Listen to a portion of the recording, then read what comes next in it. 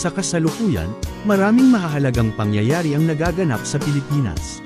Isa na rito ang patuloy na pagsubok sa mga epekto ng mga natural na kalamidad, tulad ng mga bagyo at lindol, na nagdulot ng malaking pinsala sa ilang mga rehiyon.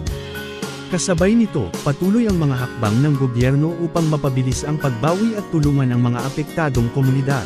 Ang mga usaping tungkol sa ekonomiya at mga reforma ay nangingibabaw sa mga talakayan, lalo na sa mga pagsisikap na mapaunlad ang kabuhayan ng mga Pilipino. Sa kultura, ang mga lokal na artist at manunulat ay patuloy na lumalabas at nagiging tanyag sa kanilang mga obra, na nagpapakita ng yaman ng kulturang Pilipino. Samantala, ang mga isyu sa kalusugan, lalo na ang mga programa para sa pagbabakuna at pangangalaga sa mental na kalusugan, ay patuloy na binibigyang pansin ng pamahalaan at mga NGO. Sa kabuuan, ang Pilipinas ay